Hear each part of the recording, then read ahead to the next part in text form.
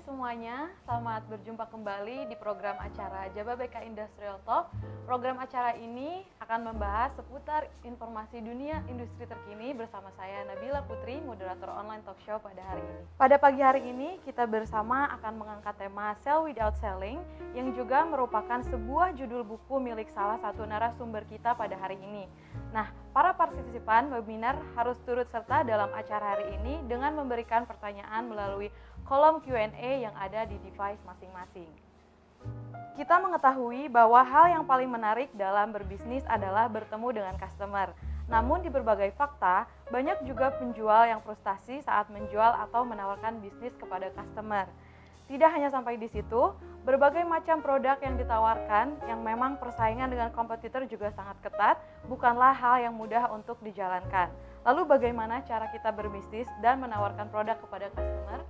Nah, saat ini kita akan berbincang-bincang dengan narasumber yang berkompeten dan tentunya para pakar yang telah berpengalaman dalam menghandle customer. Tanpa berlama-lama lagi, saya perkenalkan narasumber kita pada hari ini yaitu Bapak Tony Sartono sebagai komisioner dari PT Kawan Lama Sejahtera. Selamat pagi Pak Tony, bagaimana kabarnya hari ini Pak? Sehat-sehat, terima kasih. Baik, terima kasih Pak Tony atas waktunya pada pagi hari ini. Selanjutnya saya bersama Bapak Yanto Wihadi selaku Direktur dari PT Jababeka Tbk yang merupakan pengembang andalan untuk kawasan industri Jababeka. Selamat pagi Pak Yanto. Selamat pagi Nabila, selamat pagi Pak Tony, selamat pagi Bapak Ibu semua. Terima kasih atas waktunya hari ini Pak Yanto. Harusnya kita pagi ini bersemangat semuanya ya Bapak-Bapak ya. Tentunya para partisipan di rumah juga yang sudah join di webinar, terima kasih banyak. Kembali saya ingatkan kepada para partisipan yang ingin bertanya nanti untuk langsung membuat pertanyaan di kolom Q&A yang ada di device masing-masing. Nah, langsung saja sebelum kita berbincang-bincang nanti dengan Pak Tony untuk membahas buku beliau yang berjudul Sell Without Selling, di sini ada Pak Yanto Wihadi yang akan menjelaskan secara singkat tentang PT Jababeka dan PT Kawan Lama Sejahtera sebagai tenan dan sebagai relasi Jababeka. Pak Yanto, waktu dan tempat saya persilahkan. Oke, terima kasih Nabila. Selamat pagi Pak Tony dan Bapak Ibu semua. Saya lihat teman-teman Pak Ferry dari Jateng Land dan juga tenan-tenan yang ada di kawasan industri Jababeka dan para teman-teman yang telah join di webinar ini. Selamat pagi semua. Pertama-tama saya mengucapkan selamat buat Pak Tony Sartono yang dengan terbitnya buku Sell Without Selling ini sangat bermanfaat bagi kita. Saya baca ini luar biasa Pak Tony, selamat ya. Saya lihat tadi sudah tembus 2000 eksemplar sudah terjual ya. Mudah-mudahan buku ini yang berisi strategi dari Pak Tony untuk mengembangkan, membantu kawan lama untuk bertumbuh sampai saat ini yang luar biasa. Dan juga satu lagi kami juga berterima kasih kepada Kawan Lama Group, Pak Kuncoro Wibowo yang memberi kepercayaan kepada kita Jababeka untuk berinvestasi di Cikarang Pak. Jadi saat ini Kawan Lama ini sudah mempunyai pusat distribusi yang ada di Cikarang Jababeka seluas 20 hektar, kemudian juga mempunyai mall Living Plaza di Jababeka yang luar biasa. Jadi kalau kita berbicara mengenai Jababeka, Nabila mungkin tahu Jababeka ini awalnya adalah kawasan industri ya, seluas awalnya adalah hanya 200 hektar 30 tahun yang lalu. Bergabung industri-industri besar seperti Unilever, kemudian juga Mattel, Samsung dan lain-lain, termasuk Kawan Lama kira-kira bergabung dengan Jababeka itu sekitar 10 tahun yang lalu. Ya, betul ya Pak Tony ya, kira-kira 10 tahun yang lalu. Tapi sebelumnya Kawan Lama itu 20 tahun yang lalu bergabung, tapi mulai dari mendirikan satu toko kecil. Mereka ambil semacam pabrik siap pakai yang kita namakan 3-in-1 building. Dia buka satu toko, hanya 500 meter. Ini luar biasa, karena dari 500 meter toko ini sekarang bertumbuh menjadi hampir lebih dari 20 hektar. berinvestasi di Cikarang. Luar biasa sekali ya Pak. Jadi kalau kita berbicara tadi dari teman-teman, kalau kita lihat di slide kita, kenapa banyak teman-teman investor berinvestasi di Jababeka? Karena memang Jababeka ini mempunyai strategik lokasi yang sangat bagus, terletak hanya 29 km dari Jakarta. Ya. Kemudian juga saat ini Jababeka ini sudah dihuni hampir 2.000 tenant yang ada di Jababeka dari 33 negara. Ya. Kalau kita lihat tadi kami sampaikan telah bergabung Mattel, ya, kemudian juga kawan lama, Samsung dan lain-lain. Dari sini kalau kita lihat Jababeka ini kenapa mereka bergabung? Karena kita mempunyai fasilitas yang sangat lengkap. Ya. Ada pengolahan air bersih, pengolahan air limbah, kemudian juga aksesibilitas yang saya berpikir Jababeka ini kawasan industri yang satu-satunya yang mempunyai pintu tol lebih dari 2. Memang keunggulan Jababeka juga. Betul, ya, betul. Kita mempunyai pintu tol dari KM 29, kemudian KM 31 dan KM 34. Ya. Kalau kita hubungkan lagi bisa melewatin salah satu dari teman kawasan industri yang lain, itu kita bisa klaim juga ada 4 pintu tol yang bisa kita tempuh untuk memasuki kawasan industri Jababeka. Kalau memang kita transportasi sangat penting ya Pak ya, jalur Betul. transportasi itu sangat betul, bisa menjadi pilihan terbaik juga. betul, betul. Dan salah satu keunggulan juga di dalam komplek kawasan industri Jababeka ini, variasi daripada industri ini dari mulai yang paling besar yang tadi saya sebutkan, ada Mattel, Samsung, kemudian juga kawan lama, ada juga supportingnya, ya, untuk mensupport industri-industri besar. Kemudian juga UKM itu ada di kita, ya. Salah satunya kita ada yang namanya UKM Center, di mana produk-produk yang ada atau investor-investor kecil dapat berinvestasi di kita untuk mensupport teman-teman investor yang cukup besar di atasnya. Nah, keunggulan yang lain kalau kita melihat selalu dari Pak Tony sampaikan kan sell without selling. Kenapa? Kalau saya baca bukunya Pak Tony ini, saya juga melihat Jababeka juga di dalam mengembangkan industrinya itu selalu melihat kebutuhan daripada customer-nya. Ya. Kalau misalkan sekarang ini dari customer membutuhkan adanya dukungan pelatihan dari SDM, kita mempunyai fasilitas pendidikan dari mulai Presiden University, kemudian ATMI Cikarang yang salah satunya Pak Tony ini adalah alumni daripada ATMI Solo, ya, dan sekarang ATMI Solo ini mempunyai kampus di ATMI Cikarang. Ya, ini terima kasih juga buat teman-teman ATMI yang sudah mempercayakan untuk mendirikan sekolah di Cikarang. Ya. Kemudian juga tidak lupa bagi kebutuhan daripada para tenant adanya fasilitas olahraga. Ya, kita siapkan adanya fasilitas lapangan golf 18 holes, kemudian juga sampai saat ini kita siapkan juga mulai untuk main golf malam hari. Ya, ini Night satu driving. pengalaman. Betul. Nah, ada satu hal lagi yang kita perlu sampaikan.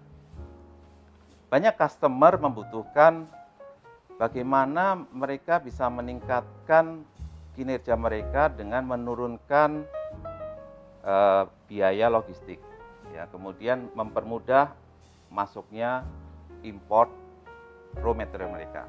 Kita sekarang menyiapkan fasilitas untuk Cikarang Dreport, di mana mereka bisa memakai fasilitas Cikarang Dreport itu untuk memproses ekspor import mereka. Ya, Ini adalah satu fasilitas dari kawasan industri Jababeka. Dan tadi disampaikan juga, dengan kebutuhan yang ada, kita ini sekarang mulai mengembangkan kawasan industri di Jawa Tengah. Ya. Harapannya adalah bagi teman-teman yang ingin mendapatkan harga tanah yang lebih murah, kemudian SDM yang lebih murah, itu bisa berinvestasi di Jawa Tengah dan mendapatkan fasilitas yang sama seperti Cikarang. Itu kira-kira mengenai secara singkat mengenai Jababeka. Ya, Pak, ya.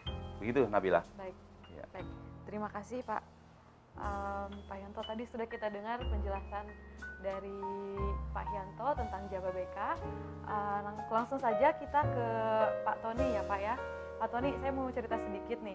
Menjual dengan cara langsung menawarkan produk, melakukan demo produk, dan transaksi penjualan yang mengandalkan perbandingan harga dan kualitas produk, hasilnya seringkali short term nih Pak.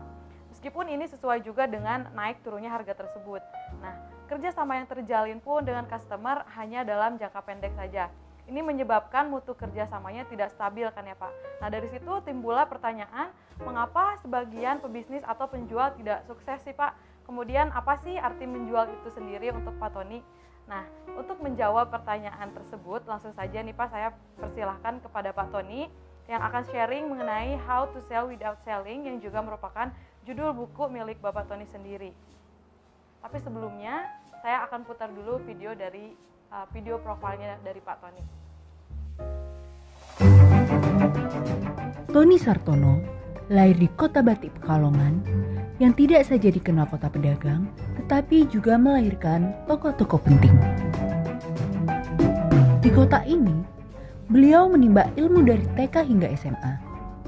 Kemudian, melanjutkan studi ke ATMI Solo, perguruan tinggi yang waktu itu belum populer, tetapi ada satu kata, yaitu lulusannya 100% dijamin bekerja. ATMI yang berbasis production based training, link and match, disiplin, integritas, dan tanggung jawab menjadi modal utama dalam belajar dan bekerja.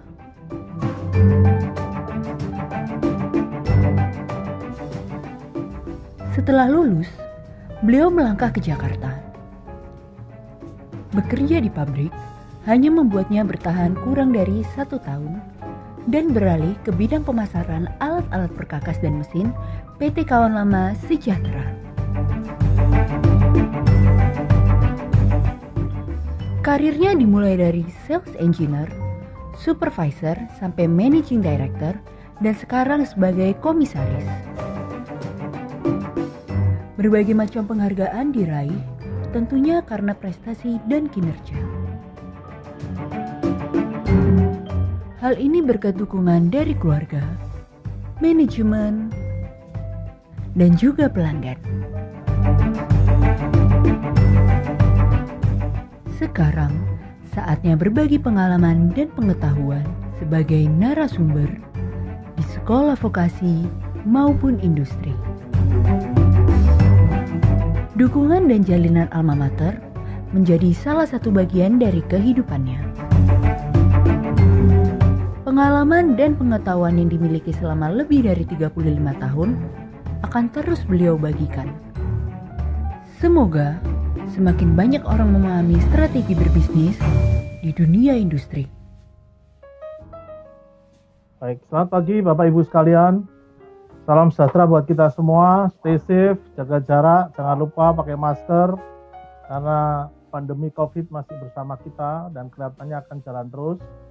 Maka dari itu masing-masing akan menjaga supaya kita semua bisa melewati masa ini dengan selamat dan sehat. Karena kalau dengan sehat dan selamat baru kita ngomong bisnis bertumbuh atau enggak. Baik, tadi sebetulnya profilnya harusnya memang dikenalkan, tapi anyway, karena mungkin ada kesalahan teknis. Jadi saya akan jawab pertanyaan Nabila tadi mengenai, kebetulan di buku saya ada Sell Without Selling, atau strategi sukses menjual tanpa menjual. Pada hakikatnya sebetulnya banyak para penjual yang diajarkan adalah hard selling atau langsung menjual.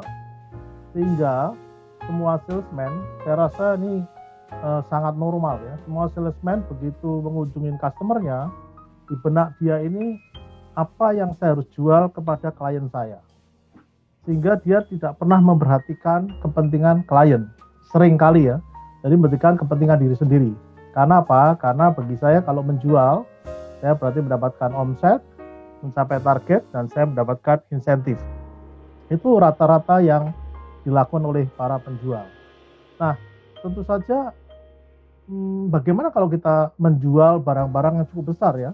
Kalau barang-barang yang consumer item mungkin sih oke lah, beli salah nggak apa-apa lah karena barangnya murah. Tapi kalau jual barang yang investasi, nggak mungkin harus salah ya. Kalau salah itu berarti akan membuat perusahaan itu cukup sulit karena nilai investasinya besar. Maka dari itu seringkali kita kurang mengenal siapakah pelanggan kita. Dan pada dasarnya pelanggan akan membeli apabila dia mendapatkan nilai tambah. Ya, nilai tambah. Saya selalu katakan di buku saya ada kenapa orang mau membeli. Pertama karena dia ingin berkorban untuk uangnya diberikan dengan mendapatkan barang yang nilainya lebih besar dari uangnya. Kurang lebih begitu teorinya. Jadi kalau misalnya saya katakan WTP itu apa? Willingness to pay ya. Jadi kalau Bapak Ibu sekalian berani membeli HP 25 juta, harusnya uang 25 juta dikeluarkan itu nilainya lebih besar dari 25 juta untuk mendapatkan HP yang 25 juta. Kalau enggak ya pasti nggak mau membeli. Nah, apabila willingness to pay-nya itu di bawah harga, pasti tidak akan terjadi pembelian. Sebaliknya kalau willingness to pay-nya atau WTP-nya itu sama dengan harga, 50-50, kemungkinan membeli, kemungkinan enggak. Yang pasti membeli pasti kalau willingness to pay-nya lebih besar dari harga. Ya, seperti kita ketahui kadang-kadang kalau kita lihat di department store, ya, saya rasa nggak peduli kaya miskin atau punya duit atau nggak punya duit, kalau ke department store lihat kaos, seringkali dilihat harganya dulu. Seringkali kalau kita ke department store harganya diumpetin ya, disembunyikan, nggak mudah dilihat dari depan. Kadang-kadang kita lihat terus para muda datang, bagaimana Pak bisa saya bantu? Ya kita akhirnya kabur kalau nggak niat beli kaos ya kan. Setelah dilihat kaos harganya berapa 500.000, wah mahal sekali ini. Ini nggak jadi beli ya. Kok nggak dilihat kaosnya dulu ya? Kalau mau beli kaos mestinya dilihat kaosnya dulu. Ini materialnya bagus nggak? Ada sambungannya nggak? Nah baru kita bicara harga. Tapi kenyataannya nggak. Orang mengatakan bahwa nggak sebanding dengan harganya 500.000. Tetapi kalau kita ke Hard Rock Cafe, itu di sana nggak ada kaos murah. Cuma ada bedanya ada tulisannya aja. Los Angeles Hard Rock Cafe, ya, Bali Hard Rock Cafe, itu 400-500 ribu dibeli, nggak lihat kualitasnya, tapi lihat tulisannya. Padahal di Mangga 2 banyak sekali cuma 50 ribu ya, dengan merek-merek macam-macam itu. Tapi itulah keistimewaannya kenapa orang membeli, karena willingness to pay-nya lebih besar dari harganya. Karena kalau dia memakai kaos Hard Rock Cafe, orang bisa tahu, wah Pak Yanto ini baru pulang dari Dubai ini, atau baru pulang dari Hawaii karena kaosnya Hard Rock Cafe Hawaii. Itu. Jadi kalau lihat seperti itu sebetulnya menjual tadi pada dasarnya pembeli rela menukarkan uangnya dengan barang yang nilainya melebihi uang tersebut. Ya. Nah, kemudian contohnya apa nih kalau misalnya kenapa sih kalau langsung jualan? Nah, saya punya contoh kebetulan customer saya itu dulu di daerah Pulau Gadung, karena Jawa BK belum ada ya, kira-kira 30 tahun yang lalu. Jadi waktu itu kawasan industri Pulau Gadung yang baru pertama kali ada kawasan. Nah, waktu saya bertemu dengan customernya ramah, baik, tapi nggak beli. Ya, waktu kita tanya, ya udah 2-3 kali berjumpa, saya nanya, Pak, kelihatannya Bapak ini pakai batu gerenda banyak sekali Pak, karena suaranya berisik sekali, ini berarti perusahaan luar biasa aktif. Tapi dia mengatakan bahwa enggak Pak, cuma sedikit Pak, enggak banyak gitu. Jadi seakan-akan enggak worth it lah kalau kamu nawarin batu gerenda ini. Nah, berjalannya waktu pada pertemuan kurang lebih ke-12, itu dia mulai mengatakan hanya, kalau nggak salah Anda nih jual batu gerinda ya? Iya Pak, berapa yang 4 in? Sekian harganya. Coba deh 100 ya, 100 itu nilainya kecil. Tapi namanya customer, dia mau incip-incip, saya nyicipin nih. Bahasa Jawanya nyicipin. Nyicipin dulu, oke lah, saya supply 100. Terus, gak lama kemudian tambah lagi 100. Karena kebutuhannya memang nggak 100. Sehingga akhirnya kita mendapatkan 2.000 pieces per bulan. Itu baru nilai yang lumayan. Terus saya katakan, Pak, minta maaf Pak. Dulu pertama kali saya nanya, Bapak bilang katanya sedikit. Gak worth it. Ya kan? Sekarang malah 2/3 omset saya itu datang dari customer tersebut. Terus akhirnya dia mengatakan, habis gimana Pak? Saya nggak kenal Anda itu siapa, perusahaan di belakang Anda itu siapa, terus kalau saya beli ini bisa continue nggak, jangan-jangan beli sekali habis itu stop, nggak bisa supply lagi. Jadi consideration si customer itu ternyata banyak sekali yang kita nggak paham. Setelah membeli baru dia terbuka mulai paham. Itu yang menurut saya titik dasarnya adalah bagaimana salesman akan menjual banyak kalau dia tidak mengenal pelanggannya dengan baik. Dan pelanggan, minta maaf, dia akan suka membeli kepada orang yang dia percaya, yang dia yakin bahwa orang ini akan mendeliver omongannya. Itu kurang lebih yang menurut saya tahap awal ini yang bisa mudah-mudahan menjawab pertanyaan dari Nabila. Silakan Nabila. Baik, terima kasih Pak Tony, sangat bermanfaat sekali Pak, khususnya bagi saya juga nih Pak. Kemudian Pak, bagaimana cara Bapak untuk membangun chemistry dengan customer dan apa yang menjadi tantangan Bapak saat membangun relasi dengan customer? Oke, baik. Sebetulnya lanjutannya tadi ya, kalau saya bilang membangun chemistry, pada dasarnya kalau sales penjual langsung menawarkan jualannya, itu sama sekali dia udah nggak mengenal lagi siapa customer ini. Ya, seringkali makanya saya selalu katakan, saya rasa semua dari audiens kita pasti pernah ditawarin oleh insurance, ya, pasti tawarin insurance. Dan saya ini selalu kalau sama insurance, teman sendiri bisa ribut. Kenapa? Karena dia nggak peduli. Dia nggak peduli siapa, kasih proposalnya, dia bilang udahlah tambah lagi 1, proposalnya sekian. Copy paste saja, saya bilang wah ini dia. Saya bilang sampai, kita ini teman, jangan gara-gara jualan begini kita jadi bertengkar. Ya hilang teman gara-gara cuman order ya. Nah ini sebenarnya nggak bagus. Karena apa? Harusnya kan dia melihat dulu siapakah temannya ini yang udah sekian puluh tahun nggak ketemu. Ya kan, terus kita mesti bicara chemistry-nya sama enggak. Karena kita suka berbisnis kepada orang yang chemistry-nya sama. Ya kan, apalagi kalau kita menjual di industri seperti banyak teman-teman kita di Jababeka ya, kadang-kadang kita ketemu dengan general manager, owner, CEO, direktur, ya tentu saja mereka yang mau tanda tangan. Saya pernah bicara dengan salah satu CEO, Pak, saya itu kalau mau tanda tangan PO, rada gemeter Pak. Kenapa? Karena PO-nya 5 miliar Pak. Kalau salah aja 2%, saya digantung. Bayangin, karena dia CEO ya, mempertanggungjawabkan. Kalau hanya jual yang 5 juta, 10 juta, salah dikit masih oke lah. Tapi kalau 5 miliar, ternyata bagian pembeliannya salah atau harganya kemahalan, 2% aja, saya rasa tuh CEO juga ketar-ketir juga ya, karena dia tanda tangan terakhir, apalagi yang nilainya besar. Maka seringkali kadang-kadang karena saya kenal, saya ditelepon, ini barang you ada 1 miliar nih, kenapa kok nggak nawarin? Masa Pak? Coba deh, saya kasih waktu 3 hari, kita tawarin. Kenapa? Karena kenal, sehingga dia yakin kalau saya tawarin, pasti kasih harga terbaik, dan tidak mungkin lah sampai kita menyalahkan kepercayaan diberikan. Nah, contohnya pernah sekali tempo saya ikut tender perusahaan pemerintah ya. Dan pemerintah kebetulan adanya di daerah Sumatera. Ya, daerah Sumatera. Nah, ini kembali saya akan ceritakan kenapa chemistry. Pada waktu saya datang ke sana, si Pimpro mengatakan, Pak, kepala saya ini ya, pemimpin saya ini jaim Pak. Jadi kalau bicara tolong hati-hati Pak. Waduh, ini mau ketemu aja udah dipagerin ya. Hati-hati Pak kalau ngomong, jangan sampai salah malah nggak dapat order Pak. Bubar semuanya gitu. Wah, saya baru pertama kali ini mau ketemu customer udah dijagain dulu kan. Mau ketemu Pak Yanto, Nabila udah kasih tahu nih Pak Yanto nih hati-hati Pak. Kalau ngomong pakai sopan santun, etika. Kalau enggak, wah Bapak bisa disuruh pergi lah. Kurang lebih gitulah ya.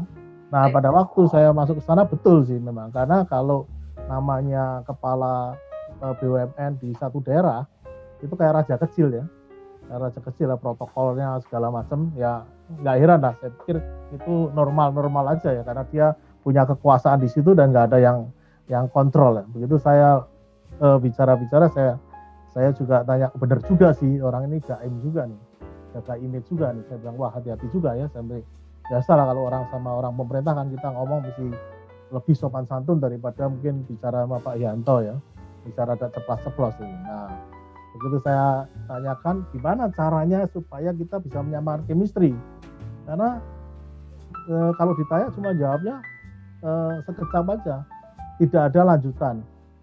Akhirnya saya menanyakan, saya bilang Pak, ngomong-ngomong Bapak ini kalau lihat namanya nih bukan putra daerah, karena namanya itu nama Jawa. Sebenarnya ini bukan putra daerah. Oh iya, bukan. Saya nanya, Pak, kira-kira asal dari mana, Pak? Dari Jawa Tengah. Waduh, Jawa Tengah itu kan lebar sekali ya. Dari Tegal, Purwokerto, Pekalongan, Semarang, Solo, Tegal, itu semua Jawa Tengah. Balik lagi kan, berarti orang ini tertutup ya, Jawa Tengah. Nah, waktu dia menanyakan ke saya, kalau ngomong-ngomong nih Mas, dari mana ya? Kalau saya ngomong Jawa Tengah juga, selesai sudah, nggak ada pembicaraan, gitu kan? Karena sama-sama tertutup. Saya mengatakan saya dari Pekalongan. Oh, Pekalongan. Akhirnya dia menyebutkan satu nama makanan Pekalongan yang tidak ada tempat lain. Dengan fasih dia mengatakan begitu, saya bilang, Bapak ini nggak jauh dari Pekalongan. Akhirnya dia mengakui bahwa dia dari Pekalongan Selatan. Oh, ini satu daerah udah enak ini.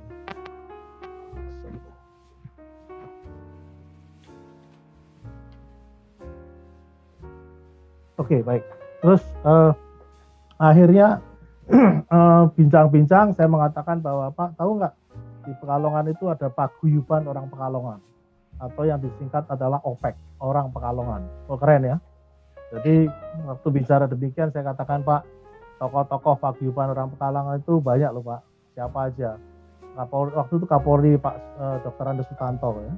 Itu Kapolri, itu Jaksa Agungnya Abdurrahman Saleh, ada almarhum Adi Sasono, Menteri Koperasi, ada Sutrisno Bakir. Dia melihat, wah, kayaknya kenalannya cukup banyak. Padahal saya cuma datang pertama kali waktu pertemuan di PPIK, dan saya paling junior karena banyak senior semua. Setelah demikian, yang terjadi apa? Bola salju mencair. Bola salju mencair, terus mengatakan, wah cerita banyak ini soal kuliner. Akhirnya apa? Waktu siang jam 12, Pak, jangan kemana-mana. Bapak saya ajak makan bakmi yang paling enak di daerah sini. Akhirnya saya berdua naik mobil beliau, makan. Setelah balik, Timbronya mengatakan demikian, Pak, Bapak ini pakai ilmu apa ya Pak? Baru datang, terus diajak makan, nggak pernah Pak. Pemimpin saya ngajak makan supplier nggak pernah. Dan singkat kata, 2 kali tender, 2 kali saya menang. Karena apa? Karena Timbronya berpikir, lebih baik dikasih ke Kak Tony aja lah, udah kenal sama bos saya gitu kan. Aman ya kan? 2 kali yang menang tanpa kesulitan apapun juga. Nah itu salah satu bagaimana chemistry ini malah menjual, ya kan? Saya nggak jual apa-apa, selling without selling sebetulnya. Bahkan dia sendiri yang menyarankan, Pak, lebih baik saya beli ke Bapak aja, karena bagi saya aman Pak, perusahaannya udah jelas, terus pemimpinnya kenal, why not? Itulah Nabila, mungkin yang bisa saya sharingkan. Menarik sekali ya Pak Tony. Itu dia tadi Bapak udah ngejelasin sedikit tentang trik-trik untuk menjalin chemistry dengan customer, dan itu memang sangat bermanfaat sekali Pak Tony. Terima kasih Pak. Nah sekarang saya ke Pak Yanto nih Pak. Kalau ke Bapak lebih spesifik lagi ya Pak mengenai Jababeka nih Pak. Tentang sampai saat ini Pak, bagaimana cara Bapak membangun relasi dengan tenan-tenan yang ada di Jababeka? Lalu tantangan apa yang Bapak hadapi selama ikut berperan dalam membangun kawasan Jababeka ini Pak? Ya, ilmunya mungkin sama ya. Kita sama Pak Tony sama-sama Jawa Tengah. Kalau Pak Tony tadi Pekalongan ya. Pekalongan. Kalau saya ini Solo. Ya. Berarti ini OS ya Pak ya? Memang yang paling penting di dalam kita membina satu relasi, baik itu apakah itu relasi di dalam kita mau menjual sesuatu ataupun berhubungan dengan yang orang-orang lain, tadi yang Pak Tony sampaikan adalah bagaimana kita membangun chemistry. Ya. Kemudian juga bagaimana kita membangun trust bagi lawan kita berbicara, ya, apa yang kita mau pendekatan di sana. Kalau itu sudah terjalin dengan baik, maka semuanya bisa terbuka, kesempatan semua terbuka. Ya. Apakah itu tadi bisnis, apakah mereka juga memberikan referensi akan produk-produk kita. Kalau kita lihat di sini, kita juga bersyukur teman-teman. Saya melihat ada Pak Fonso hadir juga di sini, kemudian Pak Haris Chandra, ya, kemudian Pak Herman Wang ini dulu orang Jababeka, sekarang sudah jadi pengusaha besar yang menjadi tenannya Jababeka juga, ya. Ini menjadi satu bukti orang yang berinvestasi di Jababeka ini merasa menjadi satu keluarga besar. Ya. Kalau ada teman yang pengen cari pabrik ataupun kafling industri ataupun perumahan dan lain-lain, saya percaya mereka akan mereferensikan Jababeka yang pertama kali. Ya. Ini yang menurut saya sampai sekarang Jababeka semakin bertumbuh. Ya. Kita melihat sekarang ini dari mulai kawasan industri sekarang bergerak menjadi pariwisata, ya, kawasan industri pariwisata di Tanjung Lesung, kemudian juga di Morotai, ya. Kita mempunyai lapangan golf dan sekarang mulai membangun high-rise building dan lain-lain. Ya. Ini yang menjadi semacam role model bagaimana kita membantu mengembangkan Jababeka. Kira-kira begitu, Nabila. Baik, Ya. terima kasih Pak. Sharing yang sangat menarik sekali ya Pak. Sekarang saya kembali ke Pak Tony ini Pak. Lewat buku Sell Without Selling ini Pak, dan juga tantangan yang tadi Bapak share, bagaimana mengatasi tantangan tersebut dan mengubah mindset yang istilahnya bukan menjual gitu Pak. Seperti yang Bapak tulis di buku Bapak. Ya, sebelum ke sana saya tambahkan juga waktu kita beli tanah di Jababeka ya. Terus sebetulnya Pak Darmono ini menerapkan sell without selling. Kita makan siang, padahal nggak ada rencana beli tanah ya. Makan siang selesai, dilihatin yang di Living Plaza itu, Jababeka. Pak Darmo bilang, Pak, ini dagingnya Jababeka Pak. Kalau dibikin mall, bagus sekali ini Pak. Atau gimana, tahu-tahu pulang-pulang kita beli tanah. Saya bilang ini makan siang kok beli tanah 3,5 hektar loh. Kita berdua saksinya bingung ya Pak Tony ya. Iya, saya bilang ini rencananya nggak beli tanah loh, rencananya cuma makan siang, silaturahmi doang, tahu-tahu pulang beli tanah. Sampai orang finance kita bingung juga loh Pak, rencana nggak ada beli tanah kok tiba-tiba beli tanah. Ini hebatnya Pak Darmono nih, luar biasa Jababeka.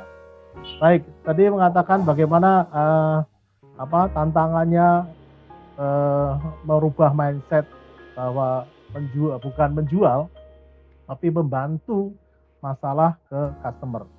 Karena sebetulnya kalau kita menjual, ya kan, itu arti kata sudah kita nggak peduli lagi customer itu punya masalah atau enggak. Tetapi kalau kita membantu, maka kita percaya bahwa hampir semua customer pasti punya masalah. Ya, dan ini saya alami pada waktu saya menyelesaikan masalah di pabrik kacamata. Jadi ada satu pabrik kacamata yang tidak kacamata mahal ya, tapi suatu hari proses frame-nya tuh salah, sehingga ribuan frame kacamata itu terbuang, reject karena apa? Karena salah chemical sehingga reject, dan itu banyak sekali jumlahnya yang nggak mungkin dibuang.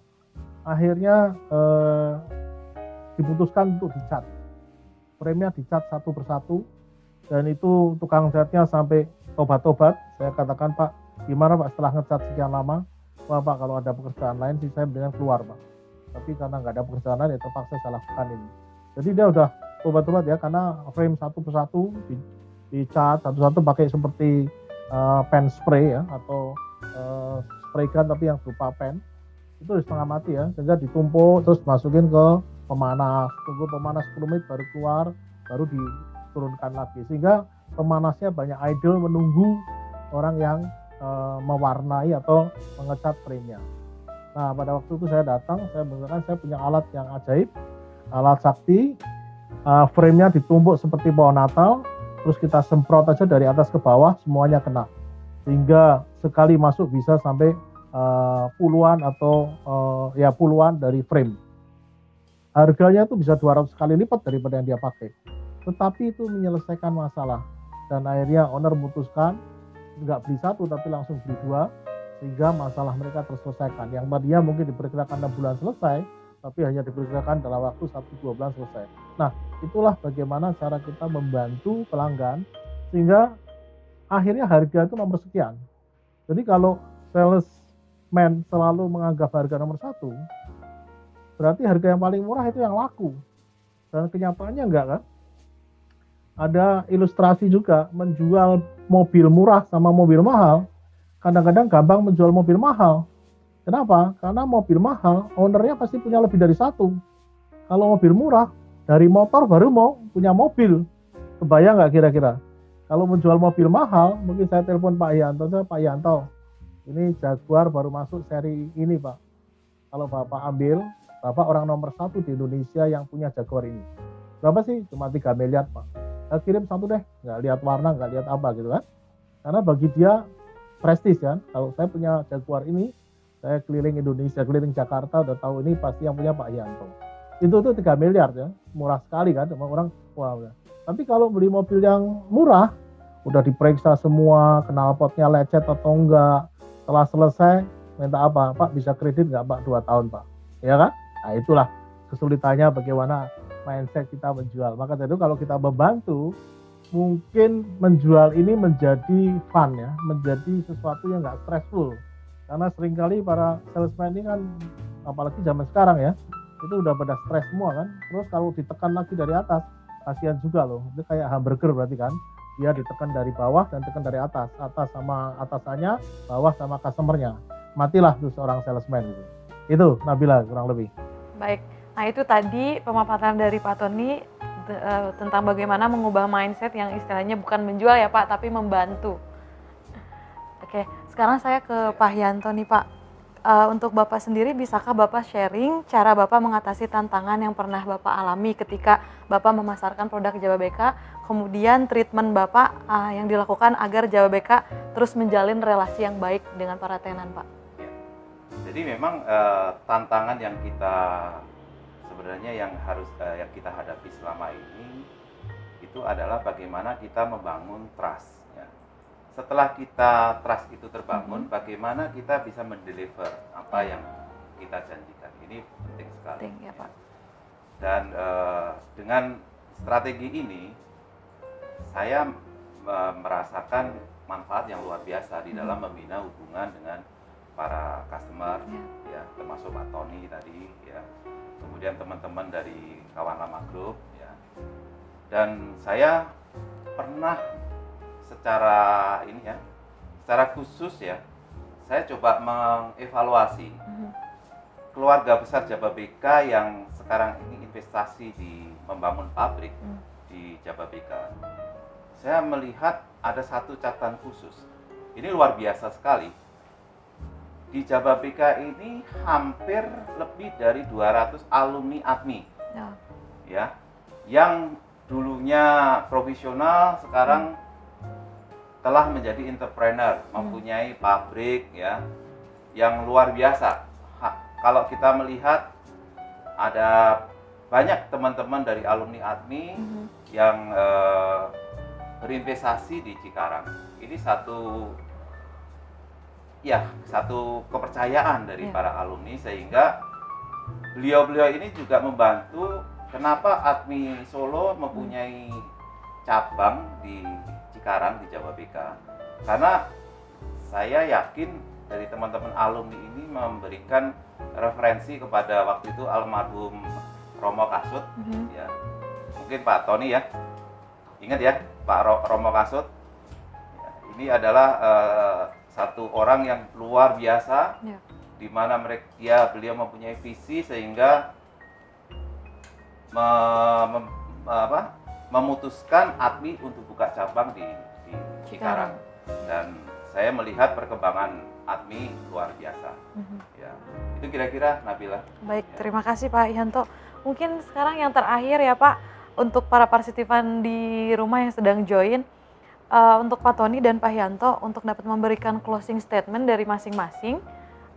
Siapa dulu Pak? Mau Pak Tony dulu atau Pak Yanto dulu? Silahkan. Ya, oke, terima kasih Nabila. Ya. Jadi memang belajar dari bukunya Pak Tony, Sell Without Selling. Kemudian juga saya terapkan juga di dalam pengalaman saya bekerja. Ya. Ya. Saya juga Pak Nan. Ya.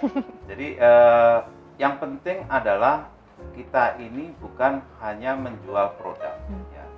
Tapi sebenarnya bagaimana kita bisa memberikan solusi akan kebutuhan daripada pelanggan kita, kemudian kebutuhan daripada customer kita. Jadi selama kita bisa memberikan solusi apa yang mereka butuhkan, secara otomatis kita punya bisnis akan terus maju, ya. Para langganan, customer akan mencari kita, membeli produk-produk kita. Ini menurut saya yang perlu kita terapkan di dalam kita menjual barang-barang produk kita atau services kita. Demikian Nabila. Baik, terima kasih Pak Yanto. Itu dia tadi closing statement dari Pak Yanto. Sekarang kita ke Pak Tony, Pak. Silakan dari Bapak. Baik, Bapak Ibu sekalian, terima kasih atas waktunya. Kita tahu bahwa menjual itu adalah seni. Karena kalau seni berarti 1 tambah 1 tidak sama dengan 2. Kalau itu namanya eksakta ya, ilmu pasti. Tapi kalau seni 1 sama dengan 1 bisa 500 bisa 1000. Untuk itu pastikan bahwa menjual menjadi satu seni yang menarik ya sehingga kita bisa menikmati dalam menjual. Dalam masa pandemi ini tentu saja orang bertanyakan apa yang harus dilakukan. Saya mengatakan leader pada waktunya turun tangan. Karena kalau penjual yang turun tangan ini sudah setengah mati. Maka leader mesti maju ke depan, memberikan contoh, bahkan tidak hanya memberikan arahan, tapi memberikan contoh. Dan motonya adalah bukan yang besar makan yang kecil sekarang, yang cepat makan yang lambat. Untuk itu pastikan kita lebih cepat daripada pesaing-pesaing kita. Terima kasih Nabila. Baik, terima kasih Pak Tony, terima kasih Pak. Menarik sekali pembahasan kita pada hari ini, begitu inspiratif, namun nampaknya waktu pun yang membatasi online talk show kita pada hari ini. Nah, saya akan memberikan kesempatan bagi para partisipan yang berada di sini untuk memberi pertanyaan kepada narasumber kita di sini melalui kolom komentar yang ada di device masing-masing. Kita langsung saja ke pertanyaan yang pertama. Ini ada pertanyaan kepada Pak Tony ya. Sangat menarik sekali tema buku Sell Without Selling ini. Mohon bisa sharing pengalaman Pak Tony selling sebelum pandemik dan setelah pandemik. Terima kasih Pak. Salam sehat. Oke, baik, terima kasih. Pandemi ini semua menjadi jadi peristiwa yang nggak pernah kita alami sebelumnya. Tentu saja dibandingin sebelum pandemi akan berbeda ya. Kalau kita sama dengan sebelum pandemi ya mungkin kita bisa sudah nggak eksis lagi. Karena semua customer kadang-kadang ditemuin juga susah, ya kan? Ada customer yang ditemuin meminta sertifikat rapid test, ada loh, ya kan? Saya pernah ketemu nih Pak, silahkan disiapkan rapid test sertifikatnya Pak. Waduh, ya kan? Ya benar juga sih ya, karena dia nggak mau tahu, dia nggak tahu siapakah yang datang ini, apakah pembawa virus atau malah penyebar virus gitu kan? Nah, maka dari itu kalau setelah pada waktu pandemi ini mau nggak mau kita mesti menggunakan digital. Digital ini alat yang luar biasa. Dulu kita nggak pernah kenal Zoom ya, Zoom, Google Meet, Microsoft Teams nggak pernah kenal. Sekarang tua muda, anak-anak semua harus mau nggak mau melalui digital kalau mau belajar. Seperti pada hari ini kan kita bisa menjangkau berapa banyak orang. Bahkan kadang-kadang bisa sampai ratusan, kalau YouTube channel juga bisa sampai ribuan. Maka dari itu menurut saya pandemi ini harus kita bagaimana caranya menjangkau customer tanpa harus bertemu, tetapi melalui satu media, yaitu adalah digital. Bisa digital marketing, lakukan dengan melakukan digital leaflet atau digital marketing, di mana kita bikin aja video klip 1 menit 2 menit. Karena apa? Karena banyak CEO petinggi-petinggi ini kan ada waktu sekarang nih, ya kan? Ada waktu di rumah ya untuk kadang-kadang melihat dan menyaksikan, sehingga waktunya harus singkat, cepat, dan tentu saja mengena. Ya, saya sharing sedikit mengenai kenapa buku ini dalam pre-order aja udah 2000 pieces ya, 2000 laku, padahal belum ada di Gramedia. Karena setelah saya lihat, tadinya saya ragu-ragu pada waktu mau diterbitkan bulan Maret, penerbit mengatakan, Pak, kayak ini COVID, Pak, lebih baik jangan diterbitkan dulu. Mungkin kita terbitkan e-book dulu aja. Tapi pada waktu PSBB dinyatakan tidak diperpanjang, penerbit mengatakan, Pak, mungkin kita harus terbitkan nih. Begitu kita terbitkan, kita pre-order aja dulu, Pak. Saya pre-order, saya gunakan digital. Baik melalui WA group, melalui LinkedIn, melalui Instagram, ya, kita kirim, dan ternyata responnya sangat banyak. Bahkan ada yang pertama membeli 2, terus 2 hari kemudian dikatakan, Pak, aku mau beli 100, Pak. Saya katakan, bentar Pak. Luar biasa. Bapak beli 100 ini karena kenal sama saya nggak mau, Pak. Gara-gara kenal tuh saya beli 100, Pak. Terus habis itu bukunya taruh di mana nggak jelas. Ada Pak, saya baca bukunya Bapak ini. Saya baca, saya punya waktu baca, dan buku ini adalah buku B2B yang selama ini saya cari. Selama ini nggak ada B2B yang dibuat. Adanya adalah consumer goods. Orang menjual minuman, menjual makanan, menjual pasta gigi, tapi nggak ada yang B2B dibukukan dan dijabarkan secara gamblang dan praktis. Artinya kalau baca aja sebetulnya ini salesman bisa kalau mau melakukan. Maka itu saya beli 100. Ya, nggak lama kemudian ada yang beli 500, Pak Yanto. Wah, selamat, luar biasa. 500 buat apa, Pak? Semua dealer saya mau saya kasih, Pak. Supaya mereka belajar jangan bicara harga melulu. Karena dealer biasa harga, Pak ya. Pokoknya harganya minta murah, tekan-tekan semua. Ya ini di sini disampaikan kalau salesman yang hanya menggunakan harga akan punah seperti dinosaurus. Itu. Jadi saya lihat message-nya ini luar biasa. Sehingga akhirnya kenapa tiba-tiba bukunya bisa laku sampai 2000. Gramedia aja sampai bingung karena belum dipasarkan di Gramedia, udah laku 2000 ya. Ini udah cetakan kedua, mungkin sebentar lagi bisa cetakan ketiga. Siapa tahu nanti dari audiens di sini yang langsung tergerak, langsung membeli banyakan ini. Terima kasih. Terima kasih Pak Tony. Selamat ya atas penjualan bukunya Pak ya. Ya, makasih. Ya, selanjutnya ada pertanyaan lagi kepada Pak Tony juga kepada Pak Hyanto. Apabila marketing baik, apakah produk yang import itu bisa dibuat di dalam negeri? Mungkin bisa dijawab dulu oleh Pak Hyanto atau Pak Tony. Ya. Maksudnya adalah barang-barang import apakah bisa dibikin di dalam negeri? Iya, gitu? Betul. Saya yakin bisa ya Pak Tony, setuju ya Pak Tony ya. Karena kemampuan daripada teman-teman di industri kita ini sudah luar biasa ya. Jadi banyak yang barang-barang yang sudah mulai dibikin di Indonesia. Iya. Dan ada juga kan kalau tidak salah kita local content kan juga harus semakin besar di kita. Saya yakin bisa. Mungkin Pak Tony, silakan Pak Tony. Oke, saya setuju sih, karena sebetulnya bagi kita kalau import itu kan makan biaya cukup besar ya. Karena sekali import nggak mungkin 10 buah, Pak. Bisa-bisa 10 kontainer gitu kan. Sedangkan kalau dibuat di lokal kan kita tidak harus beli kontaineran, Pak.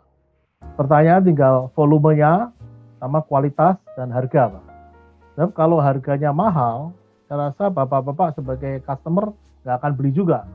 Ya, contohnya kami ini bekerja sama dengan usaha kecil menengah dari Departemen Perindustrian, di mana cangkul-cangkul itu kami pasarkan, baik melalui e-hardware maupun melalui kawan lama.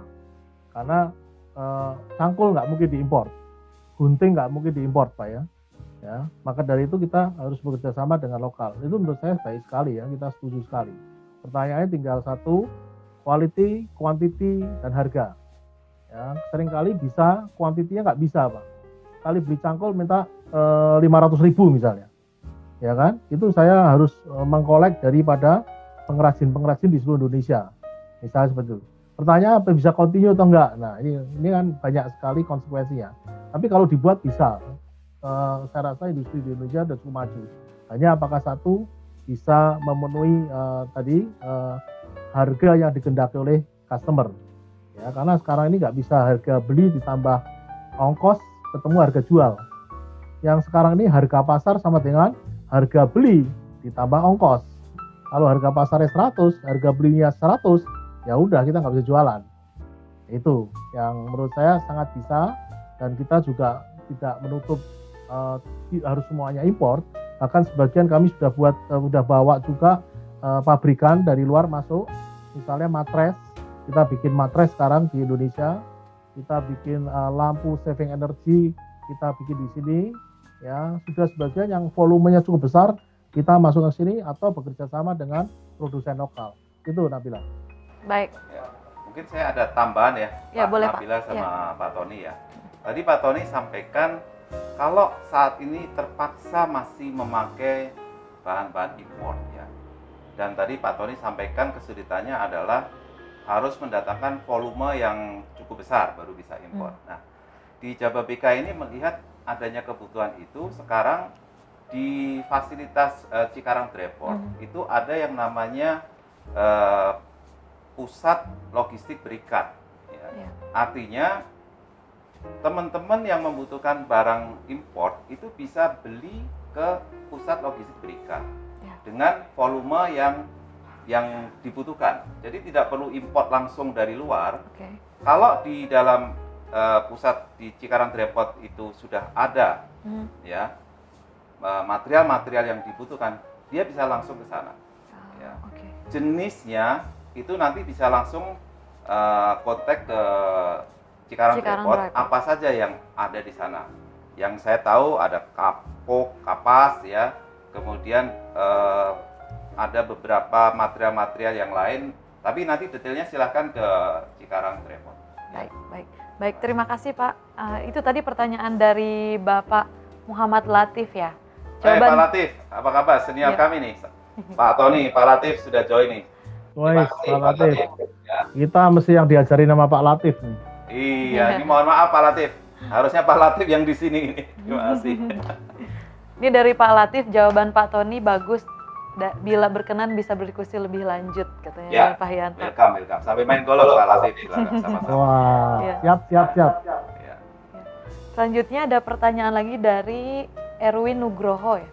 Saya sebagai entrepreneur muda terkadang merasa ragu untuk ekspansi UMKM saya karena takut fokus saya terhadap cabang-cabang yang saya buka tidak terkontrol dan menjadi terbengkalai. Bagaimana cara agar tidak takut untuk ekspansi dan tetap fokus?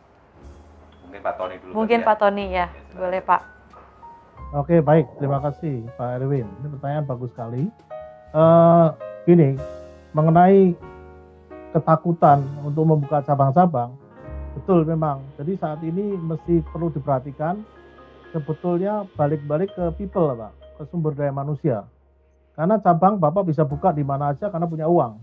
Tetapi yang merunning itu yang penting, Pak. Kalau yang merunning itu nggak bisa kita pegang, bisa habis tuh uang Bapak untuk membuka cabang-cabang. Jadi menurut saya concernnya people-nya penting, Pak. Kadang-kadang kita mesti pegang people-nya supaya bisa merunning, supaya Bapak bisa tidur tenang. Jangan sampai punya cabang banyak terus terjadi penggelapan di sana, terjadi pencurian di sana, terjadi kerugian di sana. Wah, itu betul-betul bisa nightmare tuh. Jadi pesan saya, kalau Bapak punya orang yang bagus, silakan Pak. Karena pandemi ini akan berakhir Pak ya. Pada saat itu Bapak udah lebih siap. Ya kan? Itu kira-kira Pak Erwin. Mudah-mudahan itu membuat tentu saja kita harus berhati-hati ya Pak ya. Karena situasi begini siapapun nggak ada yang tahu Pak. Sampai kapan ini? Tentunya napasnya yang paling panjang nanti yang masih hidup Pak. Yang pendek sudah meninggal duluan. Itu Pak Erwin. Terima kasih. Mungkin dari Pak Yanto ada ya, tambahan? Saya sependapat dengan Pak Tony ya. Apapun kita mau berusaha, ujung-ujungnya adalah ada nggak kapten yang untuk proyek itu atau cabang. Ya. Kalau kita sudah bisa mendapatkan itu, jangan takut untuk kita berekspansi. Itu Nabila. Baik, terima kasih Pak Yanto, Pak Tony. Mungkin pertanyaan yang terakhir ya, saya akan bacakan ini Pak. Untuk Pak Tony, Bagaimana pendapat Pak Tony mengenai customer confidence dan daya konsumsi dalam masa pendek dan medium? Ini pertanyaannya dari Home TPY ya. Ya, ini Pak, ini saya rasa permasalahan dari semua orang, Pak. Bahwa customer confidence ini sulit sekarang diperkirakan karena even mall buka pun sekarang, mall buka, restoran hanya bisa terima maksimum separuh atau sepertiga. Sekarang kalau ada restoran yang biasa terima 200 customer, tiba-tiba suruh terima 50 customer, bisa nggak bisa nutup ongkos, Pak. Ini yang repot nih, walaupun dibuka, ternyata batasannya banyak. Maka dari itu, menurut saya dalam waktu dekat nih, customer confidence baru masuk ke alat-alat APD, Pak. Jadi mungkin banyak orang yang membeli masker lebih baik, ya kan, membeli vitamin yang lebih baik supaya sehat, ya, sehingga itu menurut saya customer confidence seperti ini. Karena apa? Kalau Bapak ke mall, walaupun mallnya dibuka sekarang, itu nggak begitu rame, Pak. Karena apa? Banyak protokol COVID yang harus kita lakukan. Contohnya aja misalnya angkutan, Pak. Ya, Bapak mode angkutan mau pergi ke Surabaya, saya rasa mau naik pesawat juga sulit ya. Naik kereta juga sulit. Pasti naik mobil sendiri kan, lebih aman ya. Kayak Pak Yanto nih pasti ke Jawa Tengah naik mobil dong. Nggak mungkin naik kereta atau naik pesawat. Nah, ini confidence-nya saat ini sulit, Pak, untuk dikatakan bahwa dalam waktu dekat akan kembali seperti semula. Maka mau nggak mau kita harus seiring sejalan dengan COVID-19 dengan tetap menjaga protokol COVID, Pak. Itu jawaban saya. Terima kasih. Baik, terima kasih Pak Tony untuk penjelasannya. Mungkin satu lagi aja ya Pak ya, ada pertanyaan untuk Pak Yanto ini. Situasi USA dan LRT ini kurang menggembirakan dan banyak investor USA yang merelokasi ke Indonesia, namun isu harga tanah yang mahal dan buruh yang mahal juga. Adakah solusinya, Pak? Ya, jadi mengenai yang sekarang ini isu relokasi dari investor-investor yang dari China, ya, untuk keluar dari China berinvestasi di luar, kita di Indonesia ini berusaha untuk menarik mereka untuk berinvestasi. Ya, Jadi baik. pemerintah sudah banyak effortnya supaya mereka mau berinvestasi di kita. Tapi khusus Jababeka, kita menyiapkan kawasan industri Kendal di Jawa Tengah, di mana tanah lebih murah daripada di Cikarang, kemudian juga tenaga kerja juga lebih murah. Jadi ini merupakan satu tempat untuk merelokasi industri-industri yang ada dari luar untuk masuk ke Indonesia. Kami siap untuk menampung itu. Terima kasih Pak Latif, pertanyaannya luar biasa. Ya. Satu lagi boleh disebutkan pertanyaannya? Mungkin satu lagi ya untuk Pak Tony ya, karena ada satu pertanyaan lagi. Ini dari Pak Yusuf Supriyadi. Assalamualaikum warahmatullahi wabarakatuh. Selamat pagi, salam kenal. Nama saya Yusuf, bergerak di bidang properti dan material sembako dan interior di Garut. Pertanyaan saya, konsep strategis apa Pak Tony untuk bisa bertahan, syukur-syukur bisa tumbuh dan berkembang dengan kondisi saat ini, Pak? Karena ke depan kita belum tahu, ke depan bakal sampai kapan pandemi COVID-19 ini melanda di seluruh dunia. Begitu Pak Tony. Wah, ini pertanyaan yang paling sulit. Begini Pak Yusuf ya tadi ya. Pak Yusuf, ini triwulan ketiga ini kelihatannya akan menjadi consideration kita semua karena pertumbuhan ekonomi akan turun lagi. Sehingga kita mesti betul-betul waspada dan berhemat. Jangan sampai melakukan hal-hal yang di luar konteks sehingga akhirnya nanti akan menyulitkan kita. Maka dari itu menurut saya strateginya sekarang harusnya bertahan, Pak. Jangan bertumbuh dulu deh, bertahan dulu deh. Kalau kita bisa melewati bertahan ini, maka baru kita ngomong bertumbuh. Kalau mengutip kata Jack Ma, yang penting sehat dulu, Pak. Kalau mati udah jangan ngomong lagi strategi apapun juga. Sehat dulu, baru kita ngomong nanti strategi bertumbuh. Itu Pak, saya mengutip dari kata-kata masternya Alibaba itu Jack Ma. Terima kasih Pak Latif, Pak Yusuf. Ya, baik itu dia Pak Yusuf. Mungkin jawaban dari Pak Tony sudah cukup jelas Pak ya. Setelah kita simak pemaparan yang sangat menarik dari para narasumber kita pada hari ini dan juga dari Bapak Tony mengenai bukunya Sell Without Selling. Nah, setelah kita dengar juga penyampaian dari Bapak Yanto dan Bapak Tony sebagai orang yang berpengalaman dan langsung menuliskan ilmu sell without selling-nya bahwa menjual produk untuk bisnis industri ini sangat bisnis industri yang bersaing sangat ketat ini tidaklah sesederhana menjual dan membeli saja ya Pak. Berbagai fenomena kegagalan menjual menunjukkan fakta tersembunyi yang penting diketahui tentang seperti apa seharusnya menjual. Dengan pemahaman yang luas, maka penjual tidak lagi hanya menjual tapi bisa memberikan solusi bisnis yang tepat bagi pelaku bisnis di seluruh Indonesia. Akhir kata saya ucapkan terima kasih pada narasumber kita pada hari ini, Pak Yanto, Pak Tony, terima kasih banyak. Saya Nabila, mohon maaf bila ada kekurangan pada saat saya membawakan acara pada hari ini. Saya pamit undur diri, sampai jumpa di program acara Jawa BK Industrial Talk selanjutnya. Ya, terima kasih Pak Tony, Terima kasih, Pak. terima kasih Bapak-bapak, Ibu-ibu.